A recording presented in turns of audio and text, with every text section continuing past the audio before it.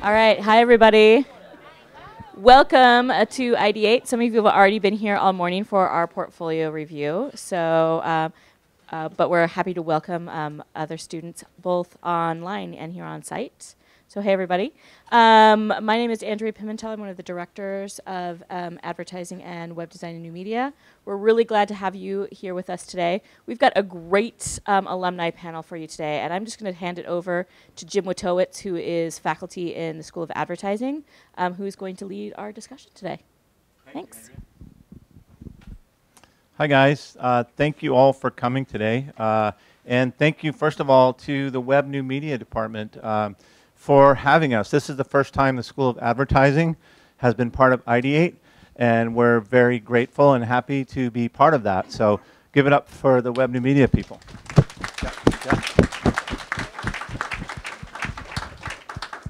And to continue on, I'd like to thank you guys for showing up. This is a great turnout, and we really appreciate you showing up. I know it's that time of year where it gets a little crazy, so thank you for that. And on top of that, I'd like to add a congratulations to you, because it says a lot about you as aspiring professionals to be here today. Despite all that's going on in finals, you're here. So give yourselves a round of applause right now. It's testament to you guys, the fact that you made it through and a lot of you are ready to graduate. That says that you have talent and that you've honed those skills and that you're ready to work. But more than that, you being here says a lot about your level of ambition. And that says a lot. And the fact that we have this esteemed panel here, it says a lot about, speaking of talent and ambition, I'd like to point your direction to our panel here. So everyone up here is an alum. And even before I start to introduce them, let's give a nice round of applause and welcome them. So what we're going to do today, I've got a list of questions here. The focus is going to be at how do you get into this industry and how do you thrive in it? And these guys are doing it. So let me just introduce them by name, and then we'll go around and they'll tell you a little bit about themselves. So today we have Jessica West from Amazon. She's a UX designer. Raise your hand, Jessica. Yeah. And we have Siobhan Hegde. Did I say that right? The last name? Yeah. Almost? Yeah, okay. And Siobhan is a ACD over at Argonaut. And if you don't know what an ACD is, Associate Creative Director. That's a big deal. And give it up for Siobhan. We also have Rochelle Stevens over at Heat. Give it up for Rochelle. And Angela Alarcon from Ancestry.com. And last but not least, we have Thomas Murphy, who's at Palo Alto Networks. He's a creative copywriter. And just to let you know, we have a really nice range of graduates here. And by that I mean some that are sort of fresh out of the gate. Rochelle here is a very recent grad. And then Siobhan's been out there killing it for several years now. And 8 years now. 8 or 9, okay. Yeah, moving up the ladder, right? So there's a nice range here. So that being said, I'm going to hand the mic over to these guys, and they can tell you a little bit about themselves and the kind of things they're doing where they're working. I'll start with Thomas. Okay. Well, can everyone hear me? Okay. I'm a copywriter at Palo Alto Networks. We're a cybersecurity company, and I work for their in-house agency. So I do a lot of the outbound marketing and campaigns and things like that. I've been out for 2 years now. Feels good. And thanks for coming, I guess. Hi, I'm Angela. I'm a UX lead at Ancestry. I've been out of school for about 2 years. I graduated 2016 fall. I actually met someone from Ancestry at the Ideate Conference that I was at, and I got hired from that. So this is really good, and I fully support everyone here. Yeah, thank you. My name is Jessica. I'm a UX designer at Amazon. This is my first year at Amazon. I actually came out of the internship program last summer, or the summer before that. So I was here last year as one of you. We kind of consider ourselves as generalists, so we do everything UX design, starting with the research, all the way to like wireframes, testing, to the full end-to-end prototype design, and we test and test and test, and then finally put it out to the world. So yeah. Hi everyone, my name's Rochelle. I graduated from the academy last year in fall 2018. I interned at 2 different companies for 4 months and then 3 months, and I got hired at Heat in September. I worked as a strategy coordinator, so what I do is I make sure that all the campaigns are running. I run social media channels for 4 clients now, and basically I do data analytics, research, whatever they need me to do. I do it. Hey guys, I'm Shravan Hegde. So yeah, like Jim said, I graduated in 2010, I think. Makes me feel really old saying that. It was like not too long ago. I was right there with you guys sitting and looking at panelists, and it's just kind of weird right now, but it's awesome too. So I'm happy to be here. I'm an ACD at Argonaut. I joined Goodby. It was my first job. I was at Goodby for like 6 years, and then I joined Argonaut 3 years ago. So yeah, I'm happy to be here and answer all your questions. Cool. Great, thank you guys. Let's give them one more round. Let's for a nice warm. Cool. So let's jump right in. The first and easiest question in some ways probably, how'd you get into the industry? And follow up, like it's a 2-parter. And why do you stay? I mean, that's a really good question. I was actually traveling around, originally from Bombay. Me and my now wife, then girlfriend, we just want to explore the world. We did film in the past, and we moved to the academy just to explore because we like the diversity in the city and what the academy had to offer. So moved here working in advertising, very, very focusing on traditional media like film and TV, and through my experience in the academy, I started falling in love with the city's like infatuation of like tech and data, and I kind of switched my brain to like making work which is more experiential, a little more like digital. So I kind of shifted gears to do like innovation, experiential stuff in advertising and design. And then I started shopping way early before I graduated. I started talking to people. I started going to ad meetups. I hung out at bars where all my teachers, all my instructors used to hang out in. So we had instructors from like Addict, we had instructors from Goodby, and then I like not in a creepy way, but be like, hey, what's up? Hey, I was like, and just talk to them because someone told me once that if you can have a beer with me, and I can and I like you, then I like to work with you, or work for you, or work vice versa, and that goes a long way because work is one thing, and you always pursue for the best, but also working with someone is very crucial, and how you work with someone, and that really defines who you are as you go up. So yeah, so at a bar, and then I met someone from Goodby, and then I just I shopped my book around. Later, I sent an email, I get a call, and I had 1 semester to go. So the way I planned it was, I think I finished my director studies. I finished all my semester before, and I kept like my last semester was at Goodby, so I was working, but also like finishing my last semester doing like actually new media. I did a class with Colin. Shout out Colin if you're here, and book arts. But why I did that was because it helped me become a better art director. So as I'm working, but I'm also working with different departments in the academy. So when I work with them, when I work with that kind of department at that industry in the future, I know more about it and I can talk more about it. So does that make sense? Yeah. Sure, absolutely. Yeah, one thing that keeps you in the industry after 9 years. Oh, that's a tough one, actually. I'm kind of reconstructing. No, I'm just kidding. No, what keeps me in industry actually is the city. Again, the city is full of, I've had a lot of opportunities to move to New York. Again, it's a big hotbed for advertising, design, new media. Had opportunities to move abroad. But what San Francisco really keeps you grounded is that the people and this fascination of the new.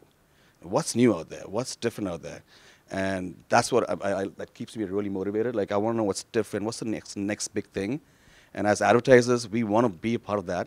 just not make a simple ad that like is flashy in your face, but make something which is more engaging, which is a little more like you want to be a part of it. You know, it's instant gratification, but it's not in your face. It doesn't punch you in your face. You want to be a part of it. And this city offers that, and that's why I'm still in advertising in San Francisco. So if I move, I'll probably be in something else. Great, thank you. Thanks very much. Rochelle, same question. How'd you get in? So I'm originally from India too. Represent. I did my bachelor's back in India in media studies and literature and psychology. And when I finished, I originally wanted to get into criminal psychology.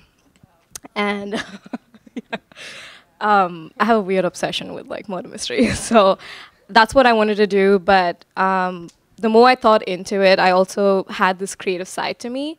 But I didn't want to let go of my psychology roots and how much I love studying human behavior and the human mind. So in my final semester, when I was doing my undergrad, I had a class in advertising. And I knew a little bit about advertising, but in that class, it made me think a lot more about it. It had like the design aspect to it. It had the psychology aspect to it. Like it ticked everything off. So as soon as I graduated, I took like 2 months off to kind of figure out what I wanted to do. I remember I applied to a college in London and they rejected my application and said that I don't have what it takes to thrive in this industry. But so that kind of discouraged me, but they also told me that like my design skills were weak, and I agree that they were weak. So I took those 2 months off. I went to a design school, learned how to design, and then I applied to the academy, came over here. And then while I was over here, I was kind of stuck whether I wanted to be a copywriter, art director, or creative strategist. And I remember having a meeting with an instructor that used to be here named Cameron, and Cameron told me that we spoke about it, and then he said, if you want to be a strategist, you're out there in the world discovering new things, and you're learning about people, you're understanding behavior, and that's what I inclined to most. So I did my master's over here, specialized in strategy, and then I graduated last year. But my advice would be, yeah, you're a strategist, you're a copywriter, art director, that's your individual identity. But when you apply for jobs, you have to have all the skills because that's what they look for. It's like a three-dimensional person.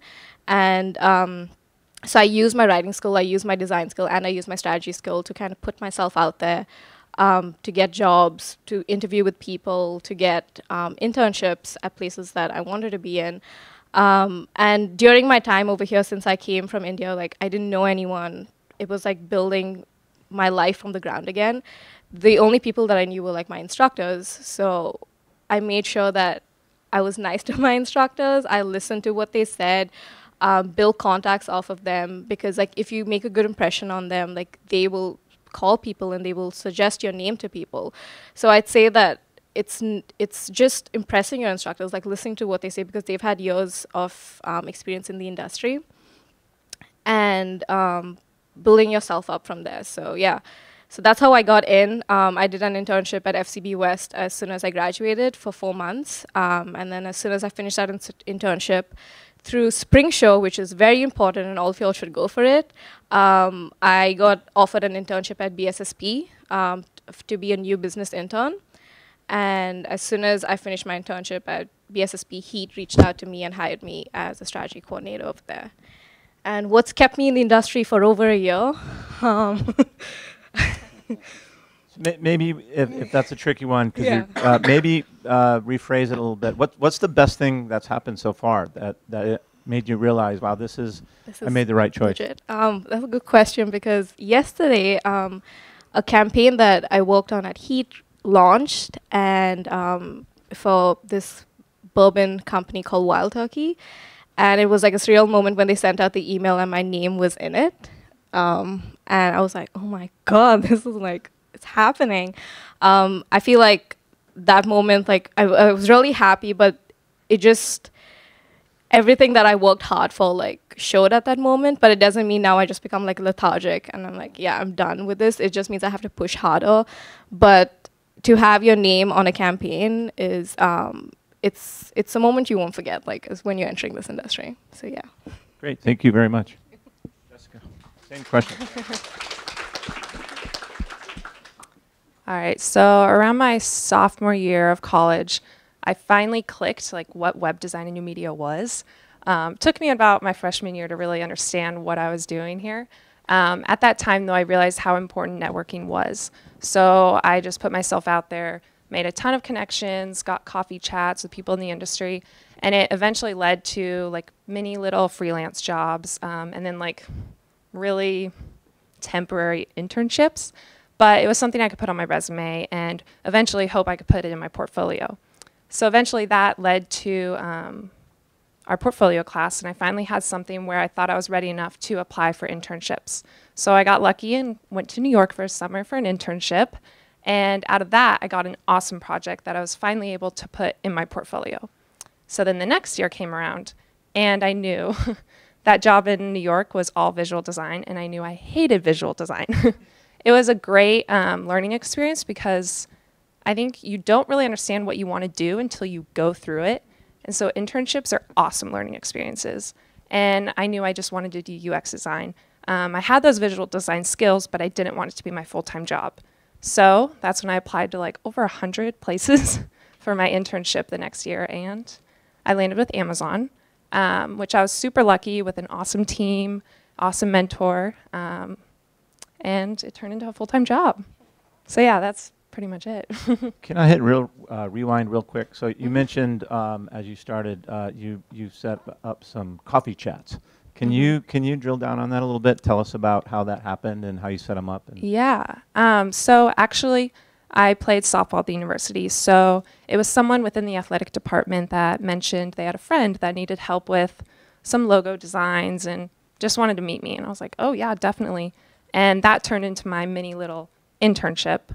And then throughout that, I just kind of went to a lot of events that web design hosted. They did like a Samsung portfolio review. And I didn't even have a portfolio at the time, but I just went and I was like, hey, like, here's my business card. I printed it off my own printer, but like, I can do anything. And just kind of shoving myself out there and annoying people over LinkedIn. And it works. I mean, you'll eventually catch someone's eye at the end of the day. And one thing that keeps you where you're at. I love my job, my team. Our amount of innovation and creativity freedom we get is unreal, especially at a company as big as Amazon.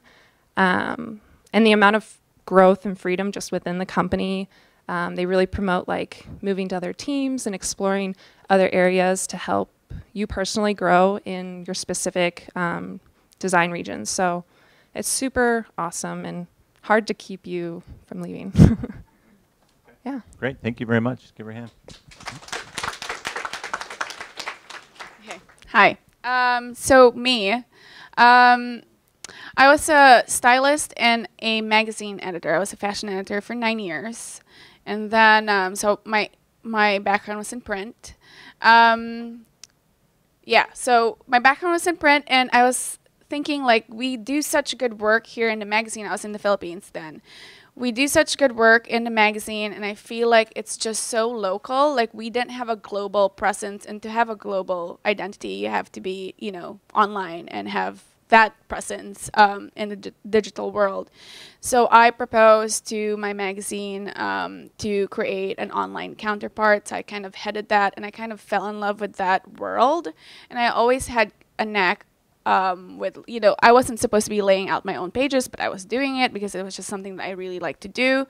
So I've always played with this idea of design and taking my master's. So I did. Like, I took the leap. Everyone thought I was crazy because I was pretty much on top of my career at 9 years, doing like a lot of campaigns, and it was so glamorous to people outside, but it was really toxic for me, and I was getting tired of it, and I wanted to learn again because I felt like I hit a ceiling.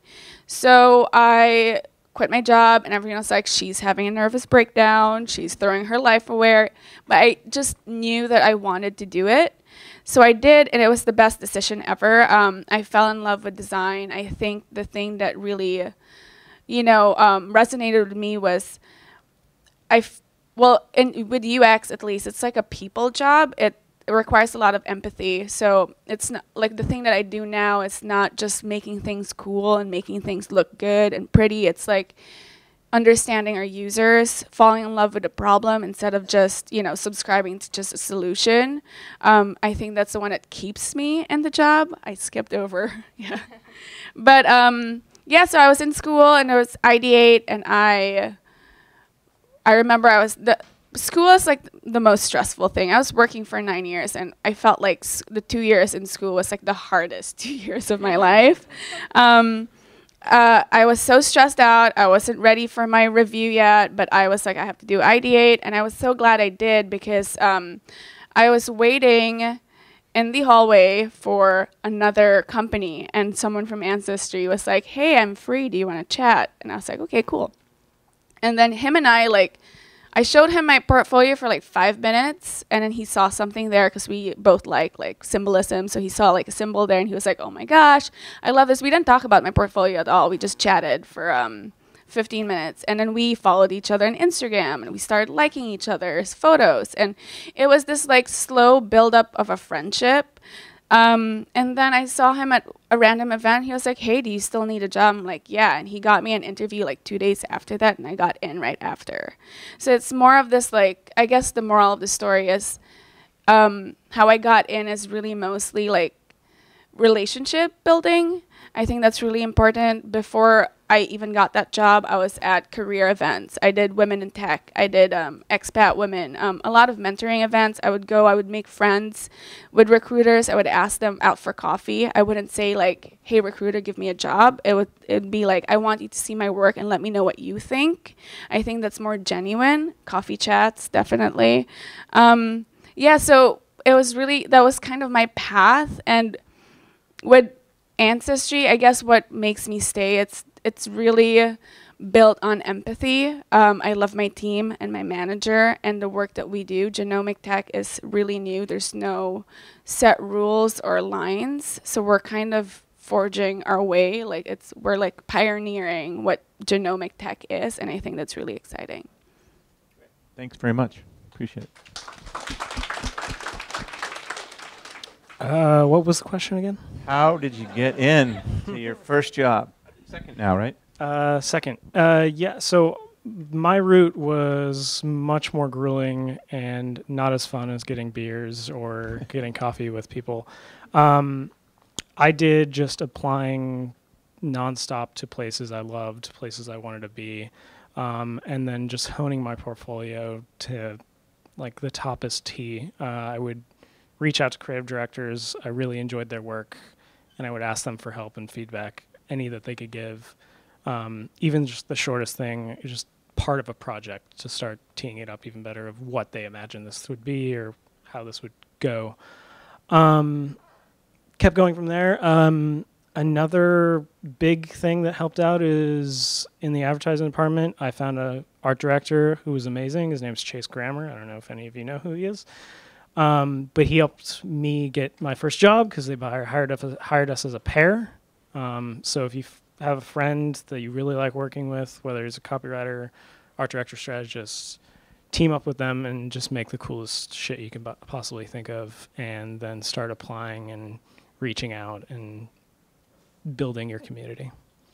And second part was, why do I stay in it? Started in advertising, went over to tech, still technically in marketing advertising department. I really just like the idea of telling a story in any form, whether it's an email, landing page, or what have you. The ability to tell a story and then help build a product is really the coolest thing. So that's why I stay. Great. I'm actually, before you give Thomas a round of applause, I'm gonna keep the line of questioning going off of something you mentioned. You said you really focused on finding the kind of place you wanted to work at. What was your criteria for that? How did you decide, like, that's a cool place, I want to be there? A lot of it had to do with people. Because I'm still technically a young writer, we're all young creatives out here, I wanted to grow as much as possible. And I wanted to choose a place that, one, would help me grow in that, but also one where I could see myself, building out a career and building out a place where I actually had some footing. And also finding a company that has a strong mission. Palo Alto Networks has a pretty good mission. It's trying to protect the world from cyber attacks. It's a pretty cool one. Not quite as cool as Amazon's, but hit me up. And so, yeah, finding a mission, finding a place, finding a creative agency that you really like their drive, you like what they're doing. That's the best place to start. Great. Now you can give them applause. Let's keep that going. That's a good question for all of you, I think. So let's keep on that line. How do you you kind of have a different story than Thomas, but when you were thinking about where you wanted to work, what was your criteria for, oh, that's a cool place, I would love to work at that place? I think, like Thomas, more of the mission. Unfortunately, I think a lot of people can relate, but I was on a visa time constraint, so I couldn't be completely choosy because I had a timeline to make. But I was really happy with Ancestry. I interviewed and I got offers with other jobs, but I remember looking for mission, and I felt like Ancestry has an amazing mission to connect your past, present, and future, and allowing people to empower their voice to tell their own unique story about their history. I think that really resonated with me. Another thing was women in the workplace. So I was interviewed by our VP, who was a woman. I love that. And then my team, I was going to work with 3 other women, and I felt like that was really good. Other companies that interviewed me, one of them that gave me an offer was I would be the only one woman in the floor, 2 in the whole company.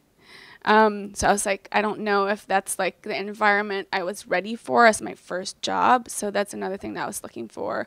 And then my manager, I think we forget when we are being interviewed, I think we forget that we should be interviewing them as well. Ask really pointed questions to the person that's going to be your manager, because he or she will be your biggest cheerleader, so you want to make sure that they're good people as well. So I was very lucky. I love my manager. Wait, what was the question again? So what did you use to judge what kind of place you wanted to work at?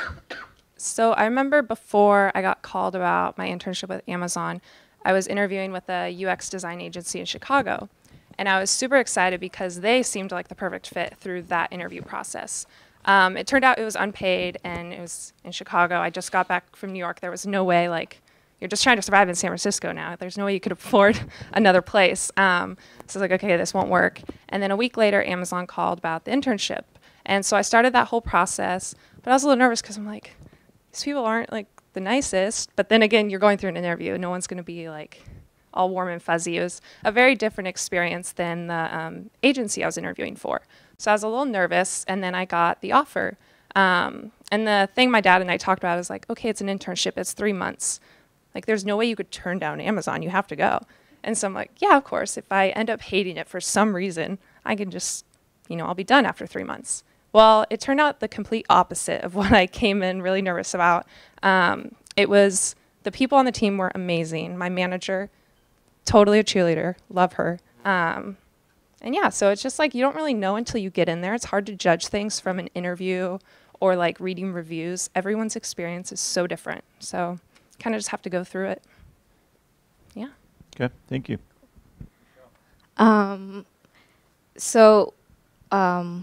When I started looking for jobs, to be honest, when I was here, it didn't really bother me that much.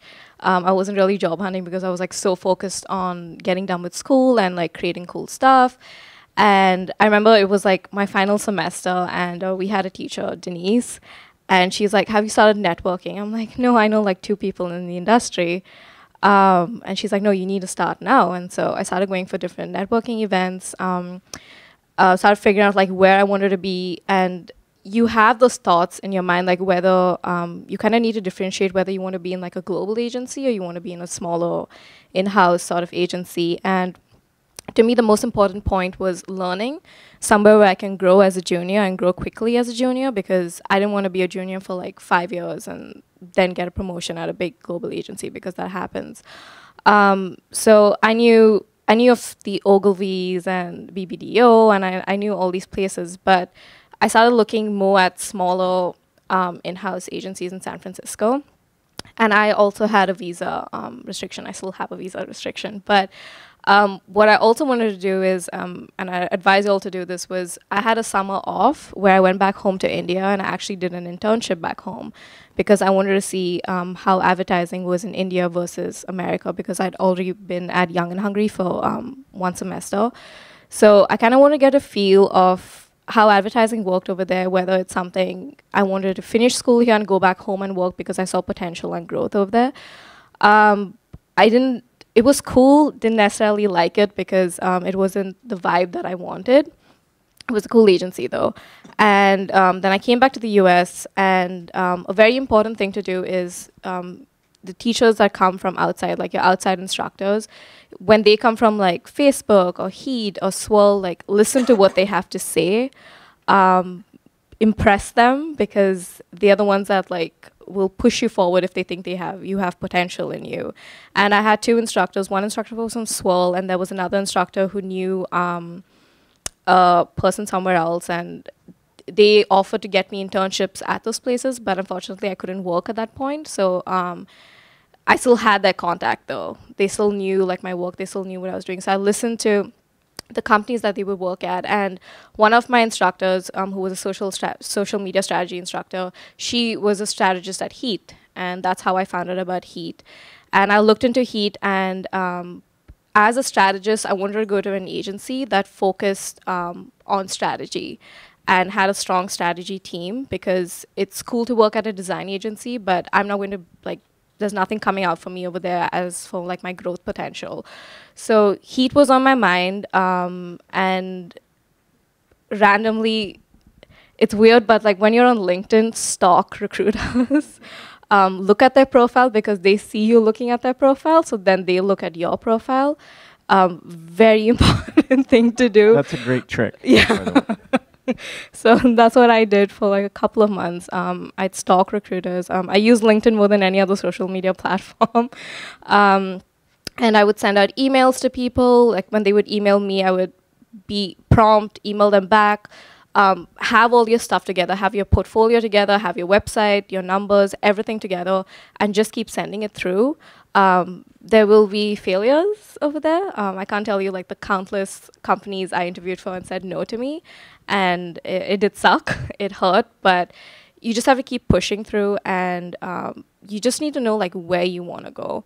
And if you're a designer, then what design agency is going to help you build that? If you're a strategist, which agency is going to help you build that? Heat has an amazing strategy team. And when I went for the interview over there, I interviewed twice with 5 different people. And they have a huge strategy team. And the mentors were amazing. Like the way they thought, the way they spoke, everything about like their mentality related to mine. And I said, yes, I want to be here. And before I finished, I did get a job before Heat, way back in April. I won't mention the company's name, but they offered me a job, and I said yes. I was like, okay, cool, like send me the offer letter, I'll take it. And I remember talking to Wojo and Terry about it, and they were like, is that what you really want? And I'm like, I don't know, like I guess this is what I want, but it's kind of taking that step of faith and just saying, okay, no, better things will come my way, and better things did come my way. So if you're an international student, you have visa restrictions, like I know how hard it can be, but draw the line between being desperate for something and actually wanting something of where you want to be, because your growth is more important than grabbing the first job that comes at you. I went through 2 internships and then I got a job, and those 2 internships like built me. So don't be desperate to get a job, like get a job that will build you. Yeah. Yeah, I think you really got a really good point. She mentioned about rejection. And I want to take that and start where I came from there, where I think rejection in our industry, from right now where you guys are at the stage of getting into the industry to where we are, years down, is your strength. Understanding rejection and understanding defeat should be one of your biggest strengths, because you will be facing that all along the way, and it's very key because. Again, to their points, when I started looking for jobs, I got a lot of rejections. I was shopping my book, I was pretty confident about my book, but I was not confident about myself, the way I was presenting myself, the way I was speaking. Sometimes I was like, am I missing something? Am I not doing something right? Am I not saying the right things? And I had these lot of blocks, I had these blockers in front of me. And through the interview processes, I realized that I had to punch through those blocks and just be myself. I'm just going to say what I want. I'm just going to be myself. And if someone accepts me, they'll accept me for it. And that's it. Let's just do that. And that somehow worked. And that's when I got the first call from Goodby Silverstein. And Goodby Silverstein is one of the most top agencies in the city, in the country. And I was very nervous. And I was like, this is weird because like the small shops are rejecting me, and the biggest shop kind of called me. I was like, this is awkward. But then I get a call saying that Rich Silverstein wants to talk to me, and he wants to interview me at 7:30 in the morning. I'm like, oh my God, freaking out, legend. And then I go and I was there shivering. I was like sitting there like at 6 o'clock. I was there super early. And then I sit down with this guy, and he is like a legend in advertising. And then when he speaks, he comes down to my level, and he came down to a level where he just related with me. And like, I didn't feel he was this like big star. And he just was so humble. He sat down calmly. He's a little eccentric, so he's ADD. But if you know him, he took his time with me, and more than work, he spoke about life, about this one campaign, and that really struck a big deal about why. And answering your question, why I like Goodby, because it's a place where being humble is the core value of the place. When you at Goodby Silverstein, you're going to we work with like one of the most talented people in the industry. People from around the world, people graduating, but there's a sense of like just healthy competition. There's no like dicks or douchebags around who's like trying to push you down. Or it's a sense of like pushing, getting the best work possible. So you have to achieve to get the best work, and how do you do that? And you got to collaborate and work with people. And again, it's a place where the core values, the people make the place, the people made the culture of the place, that made the work better, if that makes sense. And it's just like, when you work with people you like, it goes a long way. And talking about being humble, it's another story. Was one of my instructors, two of them were from Attic. This guy is called Mike and Greg, if you remember them. Super talented guys, and being humble is important, and being nice with people you work with is super important because it's a very small industry. You guys are going to be tomorrow. You guys are going to be ECDs, CMOs, CCOs in the future, but you guys are going to be working together. You might not see each other for like 5 years, and suddenly, hey, you know what? You're going to work with her. And it's such a very small industry. And my instructors were great to me. They were super helpful. They made my book. My final book was through. I took a second semester with them.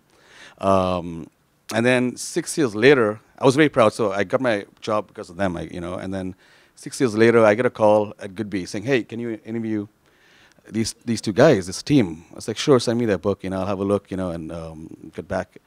And it's these two, my instructors. So it's like, it's kind of table turns, like, I'm like, and it just blew my mind. I was like, oh my God. But it's very important because now here I'm trying to hire them. But being humble and and them being nice to me, and it's just being good human beings. And, I didn't have an interview. I was like, yeah, let's get them in, and it's done. It's a done deal. So my point was like, work in a place where you're happy working with. Don't choose a place because you have to choose a place. And you're right. I'm an immigrant too, and I understand the need and the stress of some of you guys of like visas and the green cards, and it's a pain in the But think of the final goal. Think of like what makes you happy. You all are creative people, and you got to be happy doing creative things. You just can't force things sometimes. So keep that in mind, and then make your decisions. Yeah. Great, thank you, Siobhan. Appreciate it. Thank you guys for answering that line. Just a little color commentary to a lot of the comments we just had up here. This industry, it's okay to jump jobs if it's not working out. Mm-hmm. It's not really frowned upon, and in a lot of ways, it's kind of. Yeah, I mean, you got to. Yep. Jump jobs. Look what's out there. No one takes it. There's a saying in advertising, and I'm sure it's a new media, and most, the day you get a new job, it's the same day you start looking for the next one, and that's the truth. Yeah. Very cool. Yeah, thank you. We're gonna move on to another question, and just so you know, we're going to ask a couple more questions, then we'll open it up to some questions from you guys and from the online audience. So let me jump back to getting the job part. Anybody can jump in who wants to. What's a common misconception about getting your first job? And I like two-parters, so the follow-up would be, and how can these guys address that to help with that? So I guess I can just relate to what I thought, like, going into my job. For like the 2 weeks before my first day, I was so insecure and I felt like an imposter. Like, I felt like they needed me on the first day to know everything. Like, in my mind, my manager is going to be like, show me sketch, show me to do this. Like, it's like a test, and it wasn't. And until now, like, you still are learning. So don't hold off applying for. So I was like, I'm not going to apply for this company and this company because I'm not ready, because I'm not, an expert. So that's not true. I think whatever job you have, like, you'll always learn. They're not going to expect you to know everything your first week, your first month, your first 6 months. You learn along the way, so don't hold off because you're insecure or you feel like an imposter. That's great. Yeah, Thomas? What was it again? Sorry, full question. What's a common misconception about getting your first job? Having any fear of asking questions. It was something I had to deal with my first couple months at the agency I was working at. I had this fear of sounding dumb or not fully there. And just the breaking that fear and being able to ask, like, why is this like this? Why is this like that? It just helps you build, it helps them build. And it's just losing that. That's all I got. I think the biggest thing is confidence. When you go in, especially for me, being so young in the office, I didn't feel like I had the right to really speak up in certain meetings or to like push some of my ideas forward. But now, like, you learn over time that you do have that confidence. You just have to walk into the meeting and feel powerful and confident, and don't think that age is a factor either. There's many times that I was like, oh my gosh, I'm too young. No one's going to take me seriously. But you just have to bring that confidence to the table and run and push for any ideas that you're proud of. And yeah. Couple of things. When it's your first interview, when you're going for an interview, a common misconception is that they only care about your portfolio. Your portfolio is essential, but your story is more important. Even with companies that I knew I didn't want to be a part of, I just do fun interviews with them to learn about to say my story and like how well I can convince a person under like a minute that I am smart and like I can do this and I'm capable of doing this, even though I just came out of college.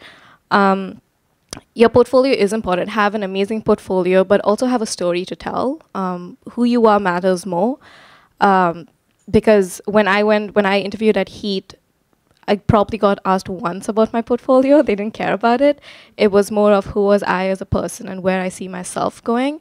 So, and it changes because you alter your story to questions being asked during your interview. But what you want to come out as is ambitious and that you're confident in what you do. And even though I was so petrified and I was so scared when I was talking, like I had to fight all that and speak confidently and just be honest with them and be real with them. Just be you, basically. And that's the hardest thing to do because I've seen a lot of people when they go for interviews, they tend to like put on this fake face and they can read through that because the people talking to you have seen a bunch of different people in the industry. So be real, be you.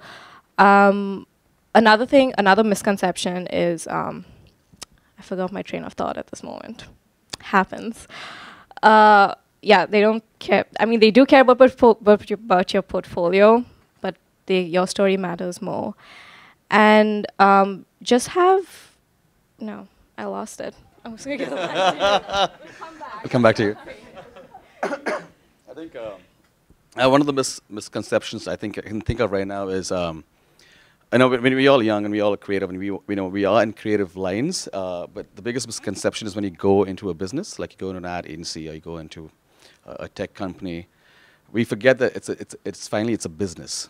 You know, we are creative people working in a business environment, and we always forget that, and we get confused about what, where the line of creativity is, and so be mindful of that when you go in.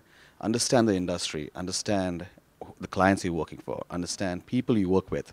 Ask questions to adding to people. Like, you're going to work with the brightest minds in the industry. You're going to work with coders. You're going to work with illustrators, motion graphics, or directors. So understand what they do, and this makes you better. Don't stay in if you're an art director, if you're a new media motion graphics artist, don't stay there. Like, go beyond that. It makes you better. It makes you better, and and it helps you understand the business better, if that makes sense. Yeah, I think that's pretty much it. And of course, yeah, one main thing I tell a lot of interns who come and work with us: don't feel shy to ask, to show work. Ask questions, but also show work. Like, if you're briefed on something, hey, this is an assignment. Do the brief. Follow the brief. Do the answers. But come with more stuff. I'm always pushing for, like, what's that extra stuff you can bring? Briefs are there. They're good. They're strategy. But you have to go beyond. You got to impress. You got to impress the creative director way more, because everyone's busy. But if you don't catch the eye of the people you're working for, it's going to take a longer. It's going to be longer for you to be noticed, if that makes sense. So, be pushy. It's okay to be a little annoying. If people are annoyed, they just tell you straight off, hey, stop bugging me. And you get the point, and you walk away. But there's no harm done doing that. So, yeah. Sure. And I remember. We'll go back to you, Rochelle. I have one. I think it's really important, and I didn't really feel this or know this when I was looking for work. But another common misconception, especially if you're on a visa and especially if you're kind of desperate, is that you don't negotiate. I think everyone should negotiate, especially women. So I didn't. I was like, yes, thank you. I'm so grateful. I'll take anything. I'll do it for free. I'll do this just to stay. And I think I really miss an opportunity there to show. It not only gives you more money, that's nice, but it also shows, like, you kind of stand up for yourself, or you show up for yourself. So my manager, during my first annual review, he was like, well, your first mistake in this company is accepting the package without negotiating. And again, this goes back to, like, having a good manager. He was like, I'm going to give you a market rate change. So usually people get like 10% bonus a year, but he was like, I'm going to give you a 25% bonus because you're not supposed to be earning this much. You're supposed to be earning this much. So that's another thing. Another, just like going off what you said about being an intern. So as soon as I came out of college, like, I was at an intern at 2 agencies. The vibe as an intern is very different. There are a lot of things that you have to do where they just be like, do this and do that. And I remember, like, coming out of college, like coming out of Young and Hungry, where I was in a room with my peers and I was so confident to speak up and, like, speak my mind and be like, yeah, I'll be in charge of this. I'll do this. And, like, always being proactive, because I was amongst my age group and amongst people I know, as compared to when I went to FCB West, everyone was so senior to me. And I'm like, oh my God, like, this is scary, because I can't actually speak my mind. And I had an amazing mentor. I was right under the chief of strategy. His name was Simon White. And he a brilliant man. Like, he let me sit in on meetings. He always encouraged me to read books. So that was good. But the one thing that I regret in that internship was I didn't speak up, because I was too awkward and I was very shy. And it's like I don't regret it. That was a learning phase for me. But don't be afraid to speak your mind. Don't be afraid to tell them, yeah, maybe I did this. The research that I did doesn't align with this. And another misconception is that they're going to know everything. They don't always know everything, but you have to be one step ahead of them. So when I went in for my second internship at BSSP, when I was a new business intern, I was always one step ahead of everything that we were doing. So if that problem would come up, I'd have research immediately to back it up. So that, again, impresses people, like, okay, she knows what she's talking about and she knows what she's doing. And when I started working at Heat, there was a transition that I spoke to my mentor about at Heat, where when you finish up as an intern and when I went into Heat, I was an employee. So I was equal to everyone. I wasn't at that bottom over there. So it took me a a month or two to start talking, to start sharing ideas. But my advice to you will be don't think you're below them. Consider yourself an equal, not in a cocky way. Be humble, but always push for ideas and going that extra mile. Like, I don't know about y'all, but when I was in school, I always did extra credit, questions and anything. It's basically doing extra credit when you're when you're in advertising. It's always impressing them, showing them that you can do more, and just going that extra mile. That's what impresses them, and that's what shows that you are curious to be in the industry. Yeah. Terrific. Thank you very much. Let's give them a round for that one. Good job. So we're going to sort of wade into the industry a little deeper with this next one. And answer this according to your sliding scale of how long you've been in the industry.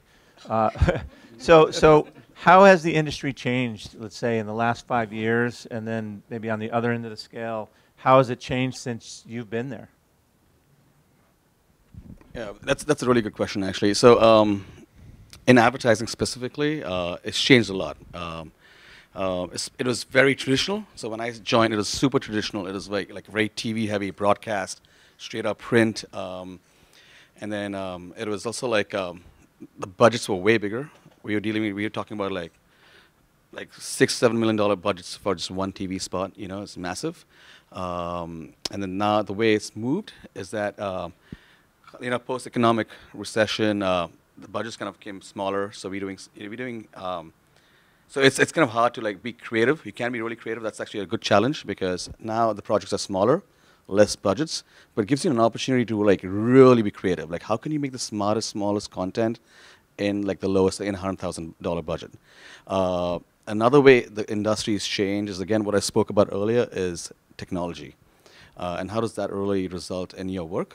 So the ideas we come out with is very innovative. It's very experiential. How does like Facebook, how do you hack Facebook natively to do something cool? You know, how do I engage with the audience in a way which is, again, not a slap in your face? Like one of the ideas I worked on for Chevy was we actually threw a car to launch a car.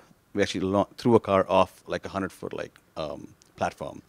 But the way we did it was it was rigged through technology where every click of a button, it pushes the car like a millimeter, forward. So we engaged people, users, to like start clicking as it, bungeed down like a 100-foot platform. So again, that was the first change of wave of like new age thinking. Like how do you really push the barriers of like technology and bring it into like marketing? And that's where we are right now. Of course, right now, so that was a big, up. And now it's come down to major social media. It's a big hotbed right now. 2018 is all about like how do you engage users through like cool content, but at the same time being unique. There's a lot of shit out there. Sorry for the language. There's a lot of. We'll bleep that. Yeah, he'll bleep that. There's a lot of like content, but really you got to make content that stands out. What's unique. So yeah, I think that's one of the biggest changes I've seen. Thank you.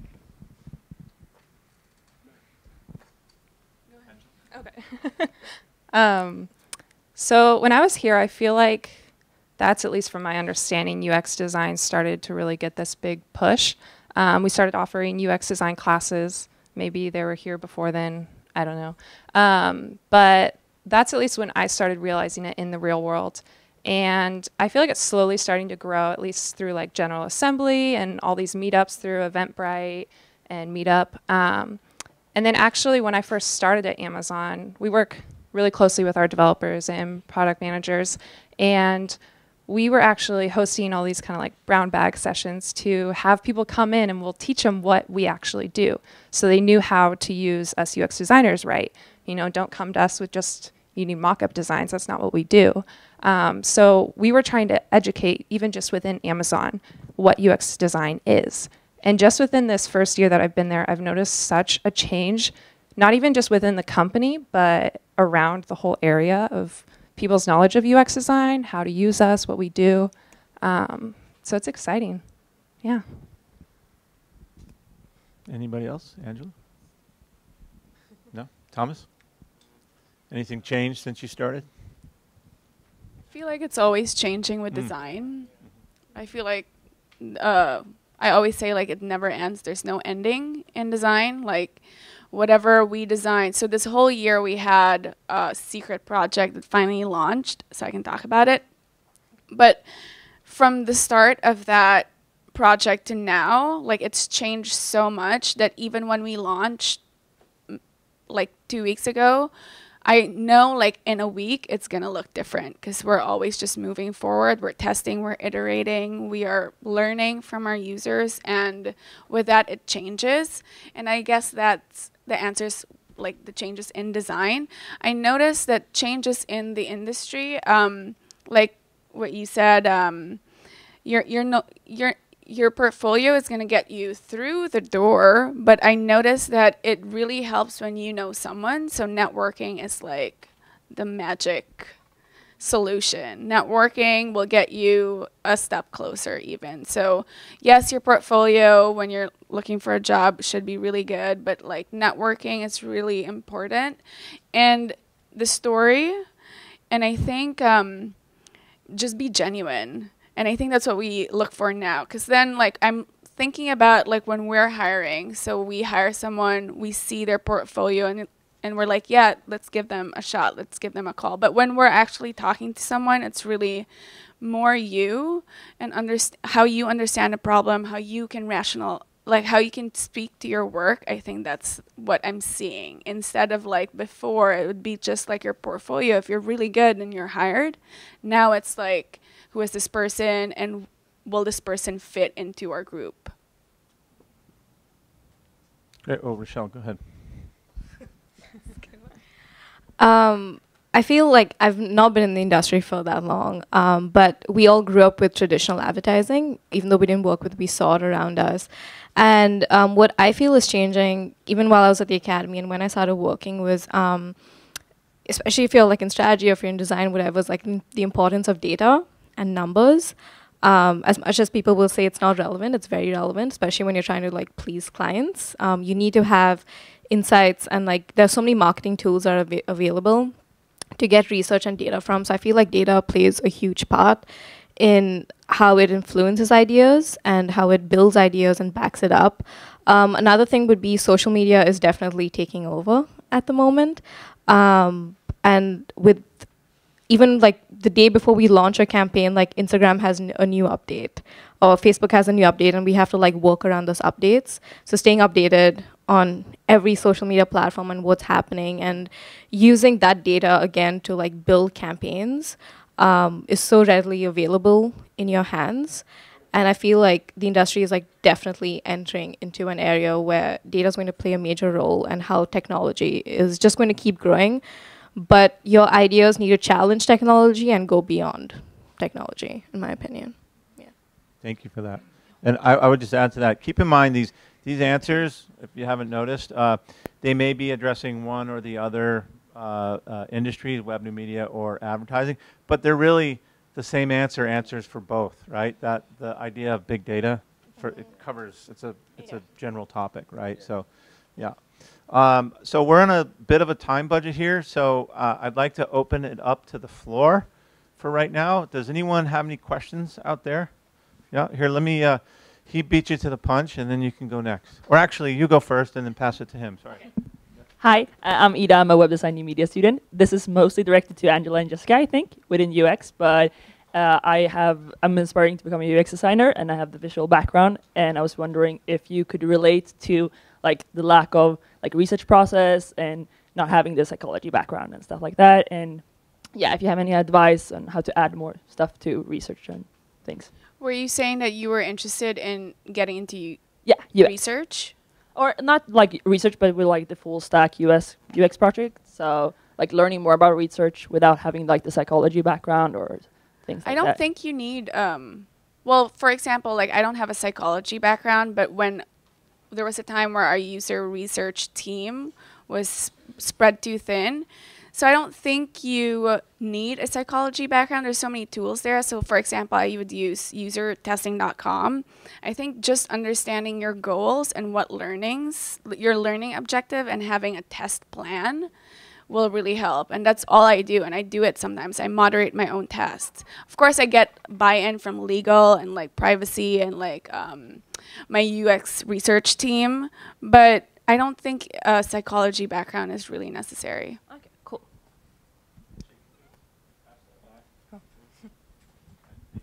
Oh, just to add on to that, you can do testing super scrappy, paper prototypes, anything, just as long as you show like what you had before testing, the feedback you got, and then your improvements you made on that. It doesn't need to be anything fancy. We do scrappy user testing or customer interviews every day, and just to get that feedback and have something behind our designs. Hi, my name is Vincent. I'm a first-year grad student in the web design and media department. I want to know if you think a lot of jobs will be replaced by AI in the future, and what can we do to upgrade ourselves and compete against AI to prevent ourselves from being replaced? It's an interesting question. I mean, design-wise, I think no matter what, we are the closest to the customer or the users. So no matter what, like even if it is just user testing and talking to them, that is so valuable. And being able to back up every decision with that communication you have with the customers. So I don't really know an answer to that. I would just say we have a very valuable role, and I don't think there's really a time that we can just be easily replaced right now.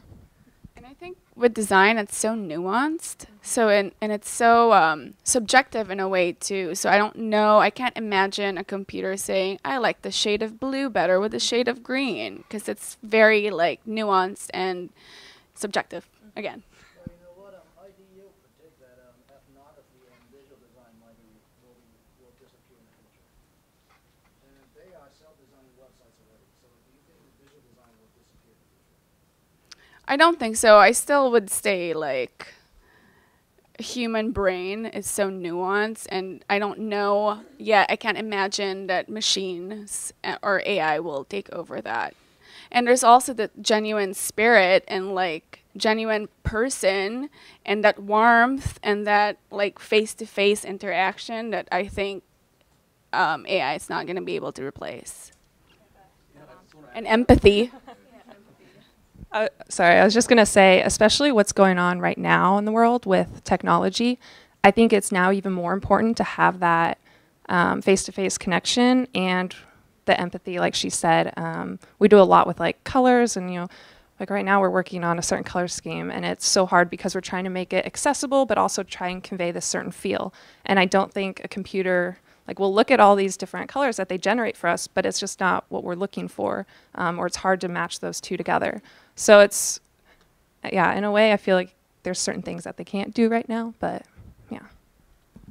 I mean, yeah, just a quick add to that. I mean, just one overall thing is that, machines are learning really quick, and there's definitely machine learning, but designs that machines do is perfect. What we do is we make imperfections beautiful, and that can never be replaced by the AI. So, that's it. Copyright on March.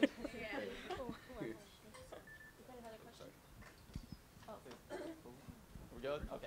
Hey guys, Igor Rose, Web New Media Department, motion designer. I was going to ask, through your times in the professional industry, have you ran into anything that completely contradicted your learnings throughout your respected departments throughout the years here? And how did you go about cooperating with that exact contradiction and adjusting to what you've completely learned for the last 4 years here?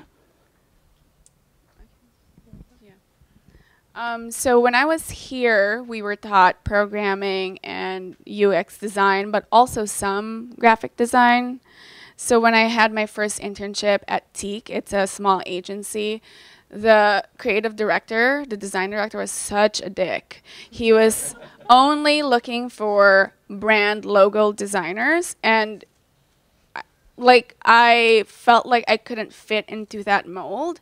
And because of that, coming back on my last semester, I was like, I'm not a designer, because he taught me that this is what a designer is, and that's not what school taught me. School taught me more than that. And so coming in, I was like, I'm not a designer. I'm going to be a programmer because I'm not a good designer. And it was my portfolio teacher, Tom Walter, that was like, you are going to not, you're going to listen to this director who was such an asshole to you. and give up your design career because of that. Like, he was the one who kind of changed my mind. And now, being in this industry, like, I realized, like, design is so many different things, and it's up to you and what your brand of design is. So that's kind of like the disparity between, you know, the real world. Sometimes there's going to be people that are going to tell you different things from what you learned in school, and it's really up to you to shape what that is. Anyone follow up on that? We have another question back here. Hi, my name is Juanita. I'm a web design and new media student as well. I don't know if this is off. Yeah, you're good. I was wondering, like, half of you guys are international students or were international students at some point. With the current political climate going on in this country, do you feel there is a change against your nationalities? Or, like, how is that perceived, and is it impacting your career? Yeah, I was just talking to Siobhan earlier. So I got picked, my H-1B got picked early in April, and usually when that happens, it's an approval. So Ancestry was like, oh, we're so confident, you know, in all our years, we've never had a denial. And of course, we've also never had a precedent, like our precedent now. But so recently, September, I got a denial. So that was a huge shock, and I was just really lucky that my company is very supportive. So yeah, there's a huge difference now. Their reasoning was design is not a specialty occupation. I guess they're just finding more loopholes now. So my advice is, when you're going through that process with a company, like, be really on top of what they're doing. Because what happened was, with my lawyer, my legal team at least, they listed me as graphic design. So the H-1B like letter or like form is dated back in the 70s. There's no user experience designer listed on there. It's either software engineer, that's not even software engineer, I think it's just engineer, like old school engineering, or graphic design. So, and it's up to whoever officer is looking at your work. If they don't know what design is, it's also really hard. So just be on top of what your legal team and your company is doing. Yeah, I have like 4 applications going on now. My advice would be, so when I finished at the academy, I got my OPT, which let me work for a year. So I hope all of y'all know, if y'all check with the departments, if STEM's allowed. And if you're in the STEM program, you get 2 years added to your visa. So right now, I submitted my application in November. So I'm waiting for an approval on that. And then once that approval comes through, my company will sponsor me. What's hard is most of my rejections from interviews were when they have their screening questions, they ask you if you need sponsorship. Don't ever lie on that question, because you do need sponsorship at one point. And the moment you say that you need sponsorship, they'll reject you. So because either the company's not sponsoring, or they don't want to take on that burden of going through paperwork and all the legalities. But don't be discouraged. Keep looking. Usually, in my experience, bigger companies do not sponsor junior positions. They only sponsor senior positions. But a lot of smaller companies, and you're in like the perfect city, San Francisco has so many tech companies who actually sponsor a lot of international students. So look over there, do those things. For me, I got really lucky because Heat was bought by Deloitte, which is a global agency. So Deloitte is actually sponsoring me, and it's not Heat. So I don't know if Deloitte didn't own Heat, I don't know what would have happened. But take the best advantage of your OPT, of your STEM. And even if nothing works out, sorry to any Americans over here, don't underestimate the power of your country and what's coming out of there, because cool stuff comes out from a lot of European countries and Asian countries. So it's not all in America. That's what I'm saying. Yeah. Yeah, I can add that, because I mean, to be honest, to your question, it is a pretty bad time. So not going to deny that. It's very unfortunate that we are in this world where we got to struggle for the most menial things like that, where in one hand, the entire globe is moving to this small industry where we all working together, it's all collaborative.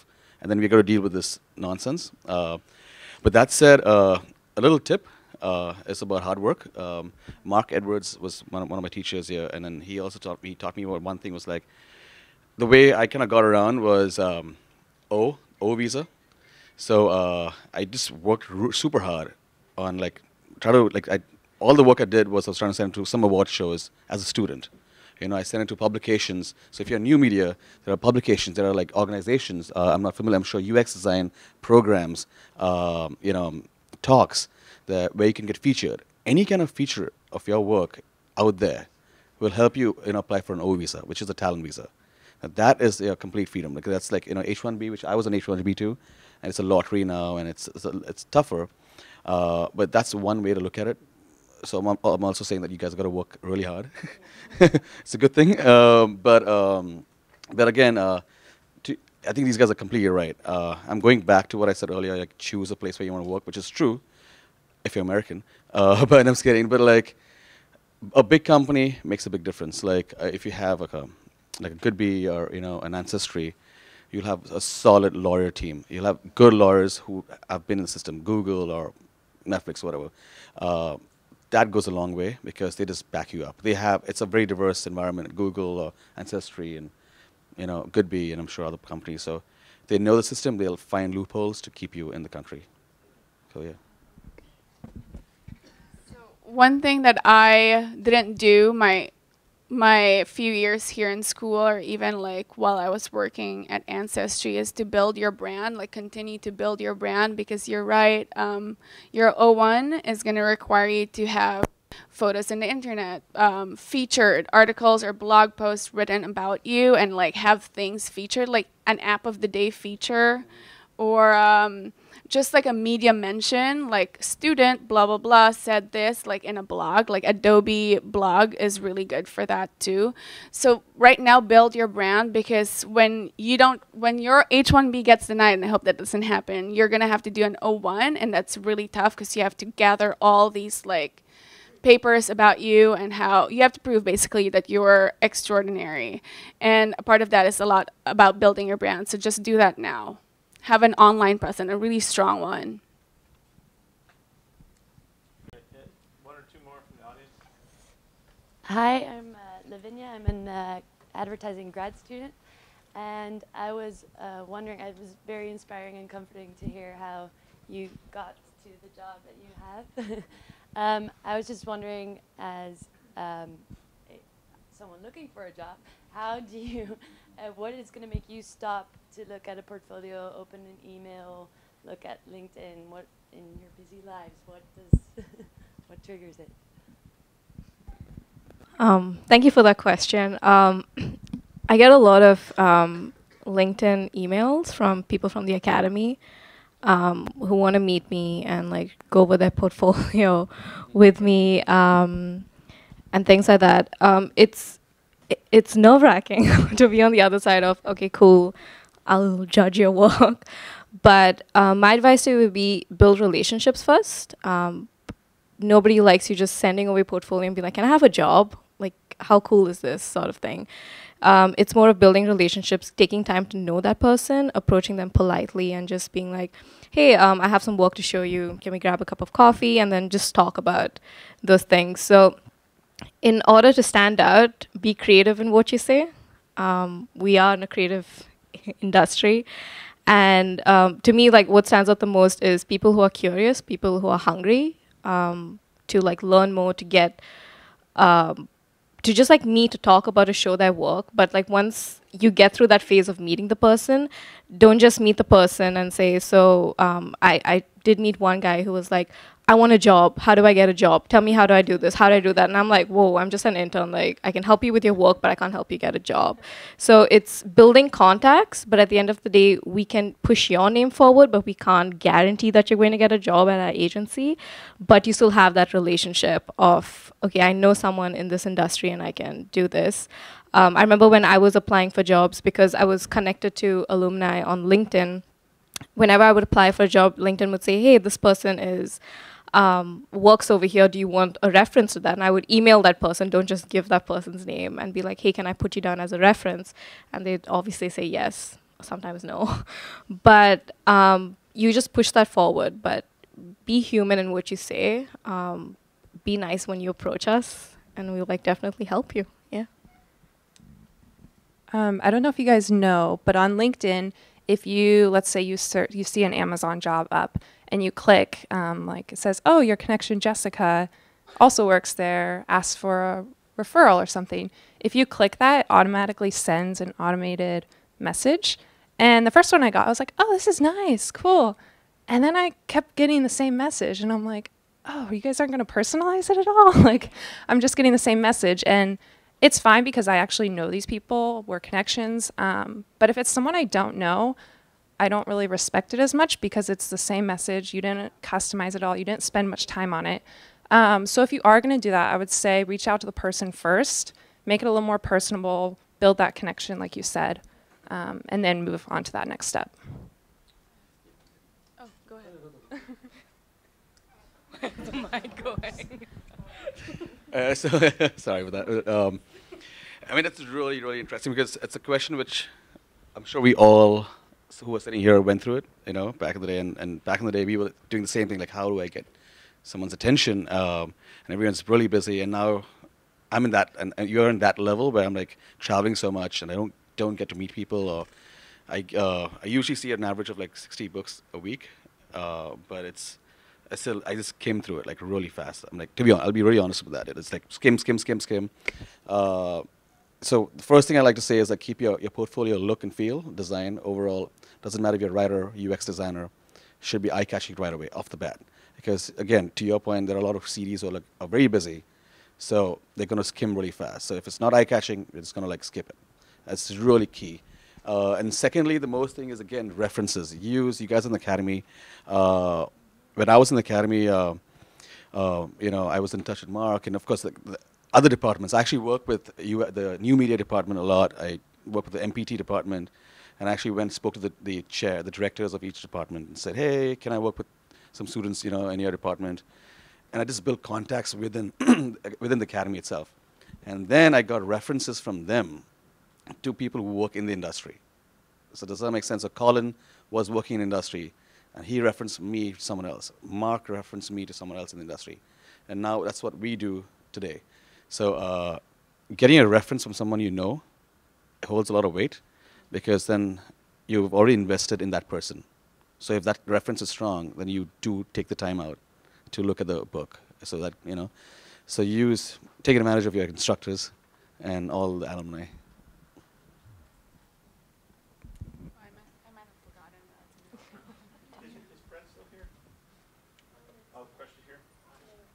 Yeah, hello. My name is Frederick. I'm in advertising.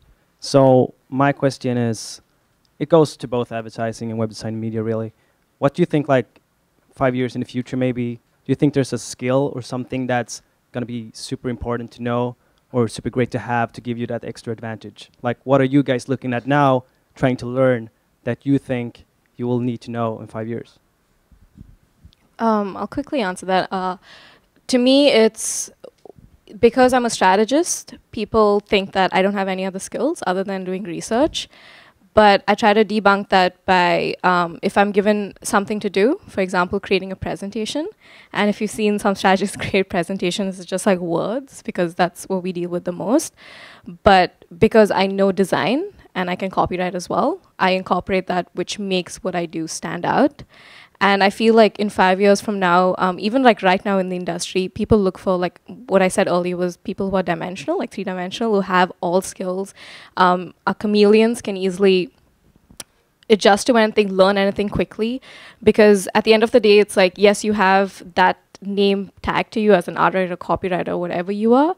But when you go into a company, they're going to look for all the skills that you have. And that's what makes you stand out, because that's what impresses like people who are above you of, okay, I can go to him for anything and he knows how to do these things and he knows how to fix these things. A very important thing that I learned at the academy is fake it till you make it. I practice that a lot. Even if I don't know something, I'll be like, yeah, just give me like a minute, I'll get back to you on that. I go to the bathroom, Google it, and I come on, I'm like, yeah, you, as we were saying. So know it all, basically. Be 10 steps ahead of everyone if you want to learn and grow quickly in this industry. pause real quick? That's a great question. I do want to get a couple from the people who are online. So maybe we can circle back to this one. Sure. Yeah. Okay. We have a question from Derek, who's online, and he says, "Is it fine to start as a freelancer? What do you recommend?" That's a really, really interesting question, actually. I don't know where to look at, but I'll look at you guys. It is okay because you're getting your first foot in the water to be a freelancer. But I personally would not recommend it. Join a place, learn the ropes, learn the industry, learn the business, get confident, and then step out. So be freelance. I think it's a good way to just build your portfolio with real projects, with real clients. But yeah, I agree that the actual industry experience is probably more valuable. But if you're just trying to build your portfolio, I think it's a huge plus. Another one from online? Yeah. That's it? Okay. Let me kick it. Let's one over there, and then we'll kick it over to Rocky here. Hello, my name is Hui. I'm only the second year of web design new media major. My question is kind of very personal. I'm thinking to take a CPT, like an internship, after this 2 semesters. I'm not sure if it's too early, because some people tell me I'm a little bit too rushed to get into the industry, but based on my experience, like 5 years ago when I just graduated from the college, I feel like I did an internship in a game company in China. I feel like I learned so much through the 3 months, more than the 3 years in the school. So do you guys think it's a good time to start internship after 2 semesters? Or you think? I don't think it's ever too soon to start an internship. Okay. Yeah. Okay, that's cool. Just want this answer. I just want to finish answer. Sorry, I just want to jump in and finish answering both the questions. Even the guy, NASA. Sorry, I forgot. I'm sorry. And this is it's a really good question you asked about the 5 years and is going to be changing in skill sets. And this goes for everyone, including new media coders and advertising people, because I think what we do, right, I'm guessing, are you an art director or writer? Copywriter. So that is a skill set. Coding is a skill set. UX design is a skill set. My background is art direction. That's a skill set. But what's number one for all of you guys is you got to be creative thinkers first. So sell yourself as a creative thinker, as a creative, not as an art director or writer, and use your skills, which as an art director, writer, coder, to enhance your creative thinking. So tomorrow you will be, if you're coding for something, you're doing new media for UX design for something, you might move from Tesla to an ad agency, from ad agency to a complete cool, like innovative pharma, industry. That's the change you talk about in 5 years. So things are going to change. It's just how you create and ideate your solutions is the key. If that makes sense. Another thing with designers is you can't just go into, now I feel, and it's beginning, you can't just go into an interview, and I think it's good to interview with companies each year, and I do it just as an exercise, but I'm noticing that as designers you shouldn't just have design skills, but you should have product thinking too. So for example, don't just design for a solution to a problem, really think about the problem. Why is the problem there? Really, dissect the issue, because you can fix a solution, but you can't fix, if your app or if your designs don't answer a problem, then that's a problem. If that makes sense. So it's like product thinking. Think strategy, think long-term, think goals. Oftentimes we're so heads down as designers and we just push pixels, but really if you just think a little bit more high level, that really gets you the job. Another thing is data, like what she was saying, put data in, customer satisfaction, engagement, data analytics. I think that's going to equip you as a designer as well. We have time for one more? Or no? Last one. Okay, yeah, last one. Hi, my name is Iraqi from the advertising department. I hit you up. You're from LinkedIn, yeah. Do you remember? And my question is about, in advertising agency, a lot precision, right? Copywriter, everything. And I'm really interested about the content creator, in the agency, what's kind of how to definition the content creator, and what's kind of the most important quality for the content creator, like that thing. Because, a lot brand build up the content, their content. Yeah, it's a really good question. I mean, in terms of like, it's a very new title, content direction, making content. It's something which I think you touched upon about like the next big wave in the change is social media, and socially and so we are hiring a lot of content directors, we are hiring a lot of content makers. Now, what kind of content you make depends on you. It could be a director, you could be a designer, you could be a motion graphics artist. So it's a broad umbrella thing. I do have friends who's actually really talented. He was an art director, and then he's now a content director at Alumni. And what he does is just basically make social films for clients. Again, like I said earlier, budgets, the budgets are small. So a lot of agencies are hiring content creators. I'm not sure director is the right word, but content creators to do work for clients in a smaller budget. It could be film, it could be Instagram stories, it could be any small, any small thing basically. So does that answer your question, or does that make sense? Cool. Yeah, we're going to have to bring it to a gliding stop here.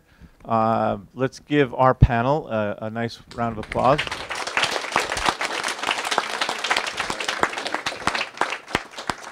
So I'm going to hand it over to Andrea, and then we'll take it to the next level. Yeah. And also thanks to our wonderful host, Jim Wojtowicz. Thank you. All right, I want to reiterate my thanks for our alumni. Maybe someday it will be you. Maybe. At this point, what we would like to do is move to our tech showcase. That's in room 505. We'll lead you there. There you can see some really interesting, interactive, hands-on projects. We really encourage you to check it out. We also want to remind you that at 3:30 over at the 79 New Montgomery Theater, we'll have a talk by Red Giant. He's back there. He's been listening all day.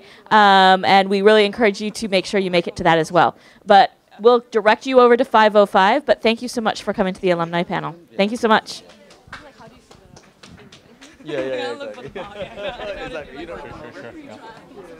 Thanks for coming. Thanks so much.